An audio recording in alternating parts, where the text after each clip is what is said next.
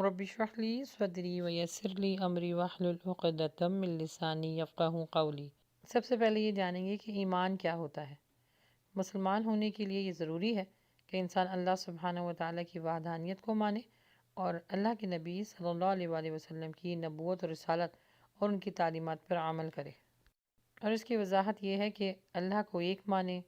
اس کے فرشتوں کو مانے، اس کے رسولوں پر ایمان لائے، کتابوں پر، یوم آخرت پر، روز محشر پر، اور اس سب جتنی بھی چیزیں ان سب کو حق جانے، ہر خیر اور شر اور اچھی بری تقدیر کو اس کا فیصلہ سمجھ کر قبول کرے۔ انسان کو اپنا ہر وقت محاسبہ کرنا چاہیے کہ وہ ایمان کے کس درجے میں ہے۔ لیکن ہم دنیاوی معاملات میں تو اپنا بہت خیال رکھتے ہیں کہ اگر ہم جاب کر رہے ہوتے ہیں تو ہماری پوزیشن کیا ہوتی ہے، ہمارا وہاں پہ مرتبہ کیا ہے، اور اس کو اور اچھا کرنے کے لیے ہمیں کیا کرنا چاہیے۔ بچے اسکولس میں ہوتے ہیں، ان کے ٹیسٹ اور ایگزام ہو رہے ہوتے ہیں، ان کو اچھا کرنے کے لیے ہم اپنے بچوں کو بھی کوشش کرتے ہیں کہ وہ خوب محنت کریں اور فرسٹ پوزیشن حاصل کریں۔ اسی طرح ہر وقت اپنے ایمان کا جائزہ لینا بھی ہمارے اوپر فرض ہے۔ یہاں تک کہ جتنے بھی انبیاء تھے، رسول تھے، پیغمبر تھے، وہ بھی اپنے ایمان کا ہر وقت جائزہ لیا کرتے تھے۔ جتنے بھی صحابہ تھے ہر وقت اس فکر میں رہتے تھے دن و رات کہ کہیں ہمارا ایمان چوری نہ ہو جائے۔ اور چور کون ہے؟ شیطان، جو کھلا ہمارا دشمن ہے، جو ہمارے رگوں میں خون کی طرح دوڑ رہا ہے۔ وہ ہمارے ایمان کو چوری کر لیتا ہے اور ہمیں پتہ بھی نہیں چلتا۔ جتنے بھی صحابہ تھے وہ اپنے ایمان کو لے کے بہت حساس رہتے تھے، ہر وقت اس نعمت کو ٹٹولتے رہتے تھے کہ کہیں ہمارا ایمان کا درجہ کم تو نہیں ہو گیا ہے، کہیں ہمارے دلوں میں اللہ کی محبت کم تو نہیں ہو رہی۔ تو جیسے ہی ان کو اس چیز کا اندازہ ہو جاتا تھا تو کہ ان کا ایمان کچھ کمزور ہو رہا ہے تو فوراً قرآن کو کھول لیا کرتے تھے، اس کی آیتوں کو پڑھتے تھے، قرآن کو پڑھا کرتے تھے۔ کیونکہ دیکھیں، جب آپ نماز پڑھتے ہیں تو آپ اللہ سے باتیں کرتے ہیں، لیکن جب آپ قرآن پڑھتے ہیں تو اللہ آپ سے باتیں کرتا ہے۔ اور جب کوئی آپ سے بات کر رہا ہوتا ہے تو آپ کے دل میں اس کی ویسے ہی محبت آ جاتی ہے۔ اور یہاں تو اللہ سبحانہ و تعالیٰ اپنے کلام کے ذریعے ہم سے مخاطب ہے، بات کرنے سے قربت بڑھتی ہے، معاملات درست ہوتے ہیں۔ اسی لیے اللہ سبحانہ و تعالیٰ نے قرآن کو بطور کلام کی شکل میں ہم تک اس کو پہنچایا ہے۔ صحیح مسلم کی حدیث ہے، اللہ کے نبی صلی اللہ علیہ وآلہ وسلم نے فرمایا، خالص ایمان اس شخص میں ہے جو اللہ کے لیے دوستی کرتا ہے، اللہ کے لیے دشمنی پالتا ہے، اللہ کے لیے لوگوں سے ملتا ہے اور اسی کے لیے جدا ہو جاتا ہے۔ کیونکہ اللہ سبحانہ و تعالیٰ نے ہمیں اپنے لیے بنایا ہے اور اس کائنات کو ہمارے لیے بنایا ہے، تو اس دنیا میں آنے کا مقصد یہی ہے کہ ہم اپنے اللہ کو راضی کر سکیں، اور یہ عمل ایمان کے بغیر نامکمل ہے۔ ایمان کے جائزے میں سب سے پہلے اپنے اعمالوں کو چیک کریں کہ کہیں میری ذات سے کسی کو تکلیف تو نہیں ہو رہی، اللہ کی نافرمانی تو نہیں ہو رہی، کہ نبی صلی اللہ علیہ وسلم کی تعلیمات کو فراموش تو نہیں کر رہا۔ کیونکہ حدیث کے الفاظ ہیں کہ نبی صلی اللہ علیہ وسلم نے فرمایا، کوئی انسان اس وقت تک ایماندار نہیں ہو سکتا جب تک کہ وہ دوسروں کے لیے وہی بھلائی نہ چاہے جو وہ اپنے لیے چاہتا ہے۔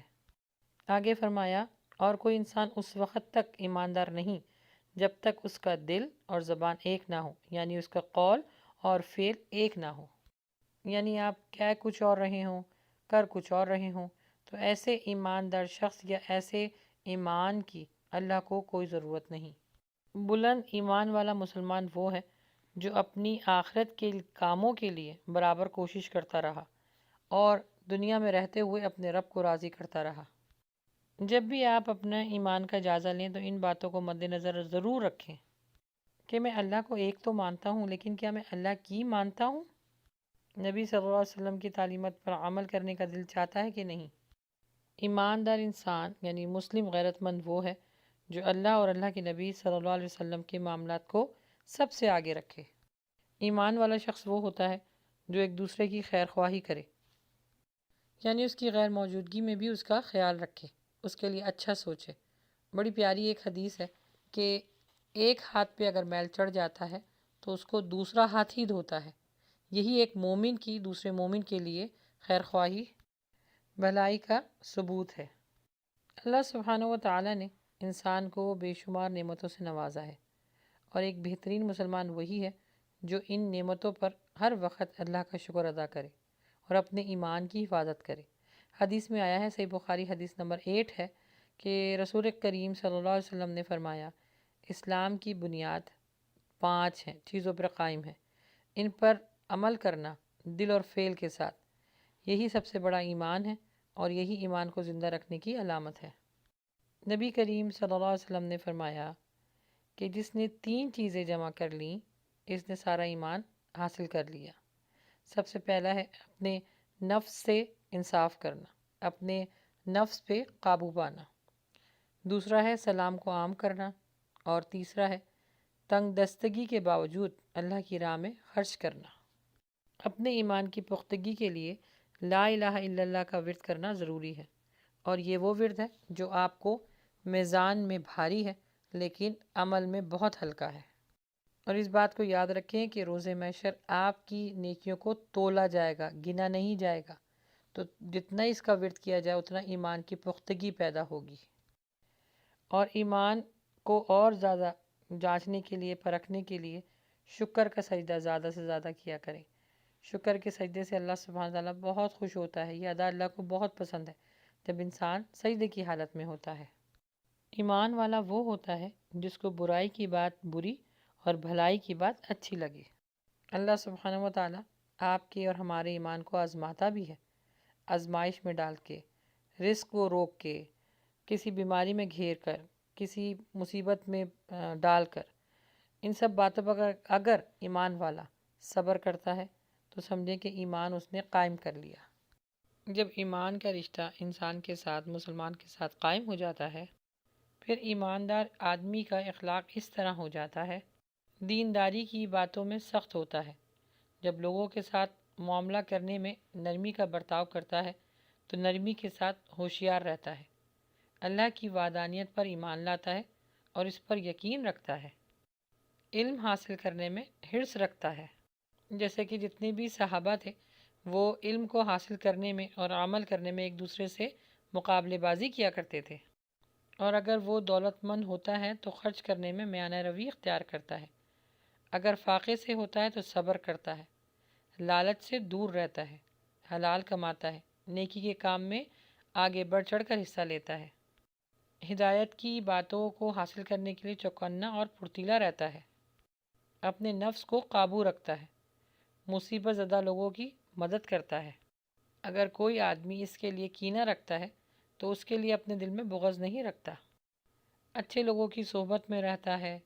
یعنی گناہوں سے بچتا ہے، اچھے دوستوں کی صحبت میں رہتا ہے، اگر کوئی اس کے پاس امانت رکھوائے تو امانت میں خیانت نہیں کرتا، کسی کو طعنہ نہیں دیتا، حق والوں کو حق دیتا ہے، جب مصیبت آ جاتی ہے، آزمائش آ جاتی ہے تو صبر کرتا ہے، غصے کو پیتا ہے، نیکیوں کے کاموں میں فیض حاصل کرتا ہے، بخل نہیں کرتا، لوگوں سے میل جول صرف اللہ کے لیے رکھتا ہے، نماز قائم کرتا ہے، زکوٰۃ دیتا ہے، روزے رکھتا ہے، حج کرتا ہے اگر استطاعت ہو تو، نیکی کی دعوت دیتا ہے، برائی سے روکتا ہے، اور اللہ سبحانہ و تعالیٰ کے ساتھ کسی کو شریک نہیں ٹھہراتا، یہ ایک بہترین مومن کی نشانیاں ہیں۔ تو ان باتوں سے اپنا جائزہ لیجئے کہ آپ ایمان کے کس درجے پر ہیں،